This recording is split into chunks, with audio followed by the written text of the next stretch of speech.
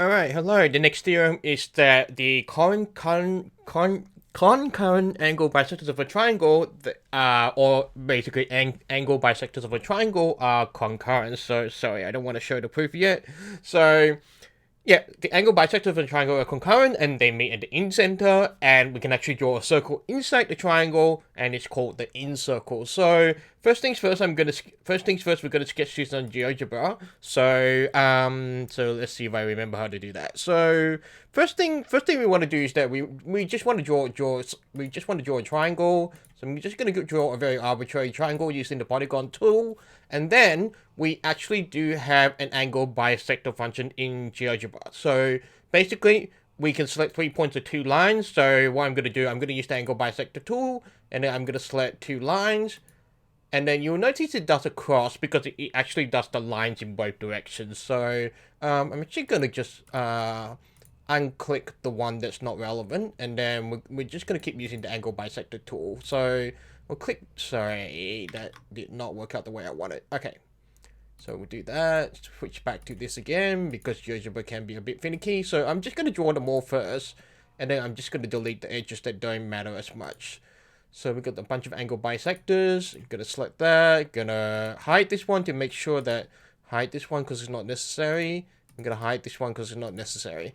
Alright, so you can see that effectively what happens is that we've got the angle bisectors here, and they all appear to meet at the same point. So once again, I can drag the points of this circle, of this triangle, and I can make the angle bisectors, and you can kind of just see that it's still going to be the same nonetheless. So, and with the circle, the easiest way to do it is that you got a circle with a center to the point. So you want to select the intersection first. And then, sorry, let me do that first. And then you want to be able to click. Let's see if I got that right. So something's not quite right here. So let's see, the center circle at the incircle touching all 3 sides of the triangle. Okay, so you want to specifically like click it on the side of a triangle.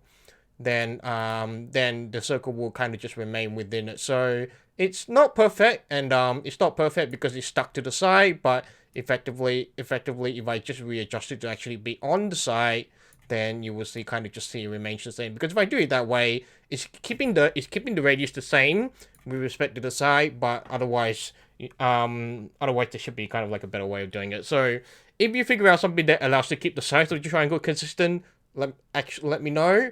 Otherwise, we're gonna have to deal with that as is. But that should give you a general idea of showing that the angle bisectors of a triangle are concurrent. So now that we've drawn that in GeoGebra, I'm gonna jump straight into the proof. So cancel that, put that back on.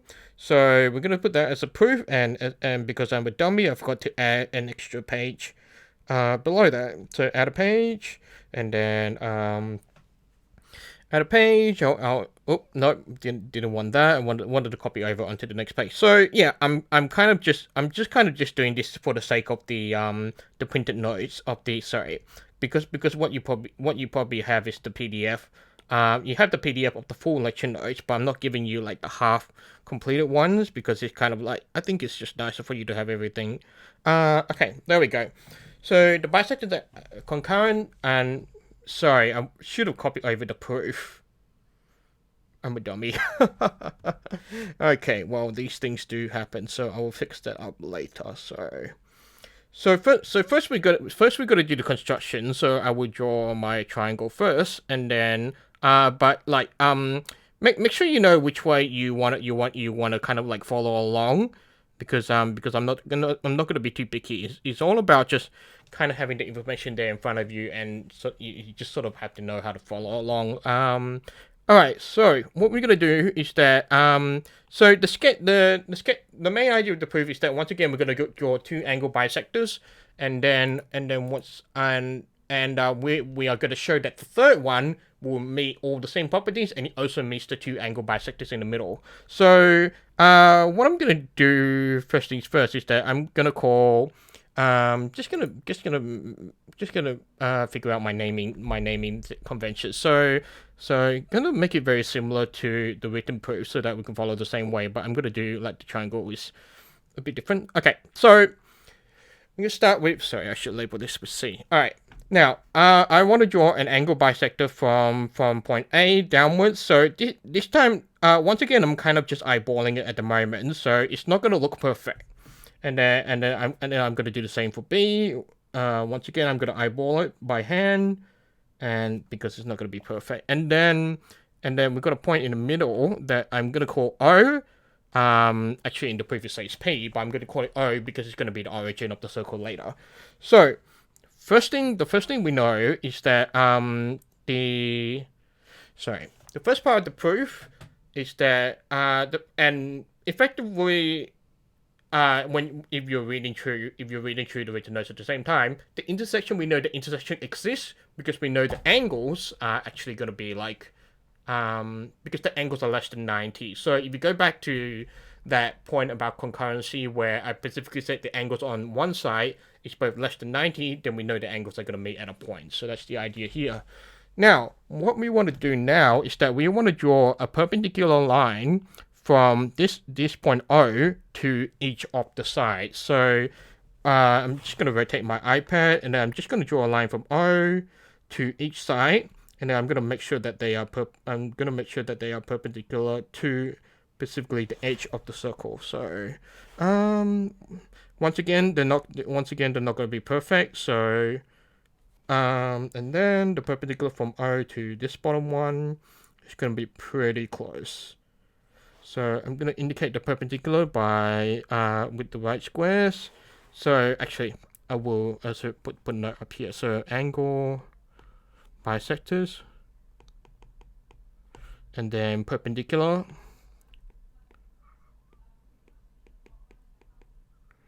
Just so that we got the color code in there. So we've got a perpendicular, and then we've got a whole bunch of different sides as well. So just trying to see which side its name was. So that's gonna be D, that's gonna be E, and that's gonna be F. So those are the 3 points here, which are gonna be relevant soon enough.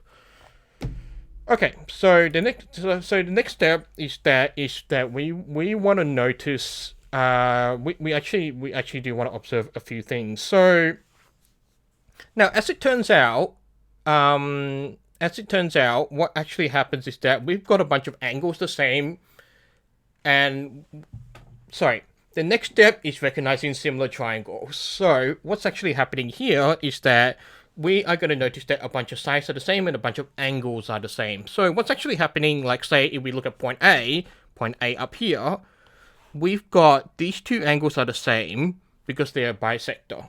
And then we've got these two right angles which are the same because by definition of the perpendicular, we've established that they are right angles. And what's also happening is that we have a common side here as well.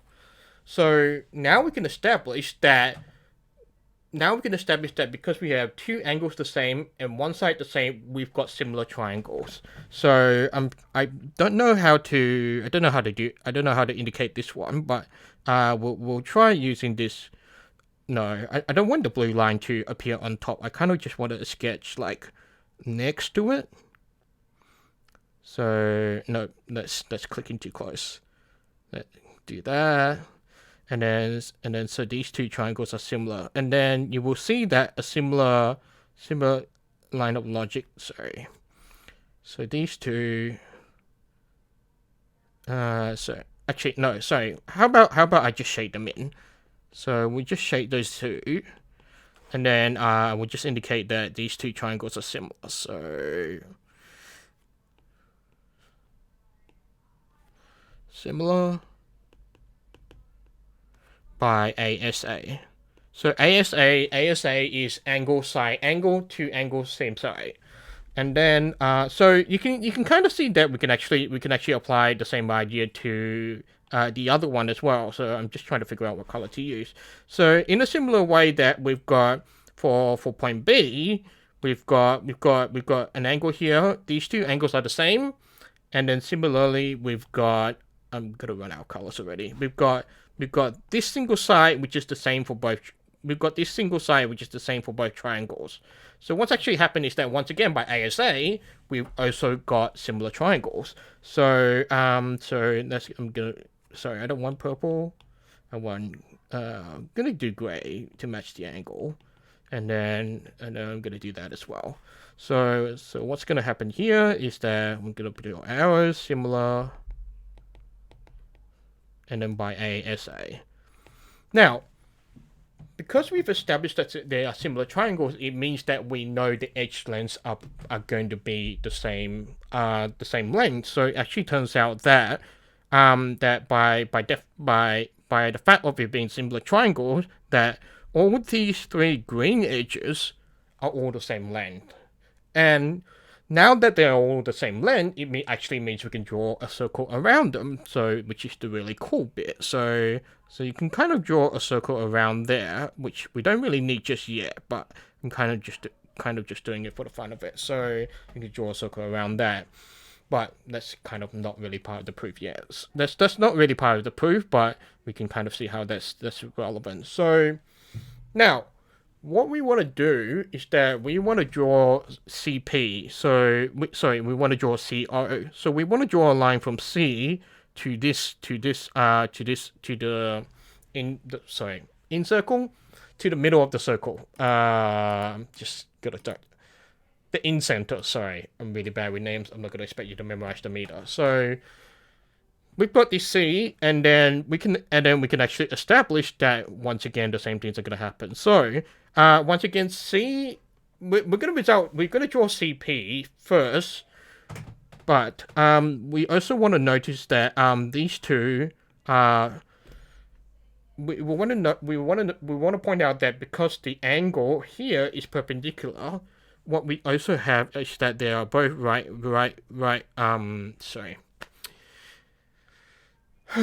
so that they are both right angle triangles as well, and the same as the other ones. So it actually turns out that they are also triangles.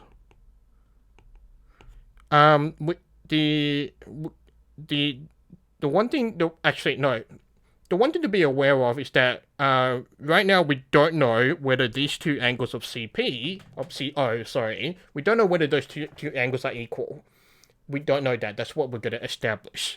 So that's what we don't know. Actually, I will. Hold on. So I'll just jot that down. Join CP. So note. We don't know yet that CP or CO bisects angle C. And that's actually what we have to prove. So, okay, so there we go. So we know that they are similar triangles because they are right angle triangles as well, and they have a common edge.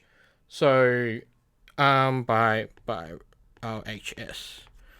So, sorry, to clarify, so they both got right angles, and they both have a common edge. So that effectively means that we know that these two triangles are similar. Now, because these two triangles are similar, what actually happens is that we know that with the right angle triangles, that we end up knowing that these two angles are equal, and if those two angles are equal on both sides of the line, it turns out that line is actually a bisector. So, and effectively we've drawn C to O. And we've established that that angle is a bisector because the angles on the side are the same. So, I guess what one thing, there's a few things you can take away from this. One is sort of just saying, okay, we're going to assume that the first two constructions are bisectors. Then we need to show the third one is a bisector. Because what we've already done is that we've already shown that that line is already meeting from the point to the in-center, but we don't know if it's a bisector. So, and effectively, it's using the same idea in that we're going to construct two of them first. We're going to show it meets, and then we're going to construct the third one and make sure that it fulfills all the conditions. In this case, showing that it is a bisector. So that is effectively the proof for this one. And you can kind of, and if you're not following already, you can kind of see the worded version down there. So same ideas, making sure the third one meets the condition. And I guess the sketch of the proof would be to say, okay, since there's three of them, we're going to construct two. We're going to make sure the third one meets that condition. I also want to draw attention to. The fact that with the in circle, what's actually happening is that we can establish there is an in circle because we have three. We have three lines of equal length that meet together. You have three lines of equal length that meet together. It means you can draw a circle. So and I do believe that idea is needed for a couple of the puzzles. So well, at least for some geometric puzzles. So on the next topic will be on Sivians, and I hope I'm pronouncing that correctly. So until then.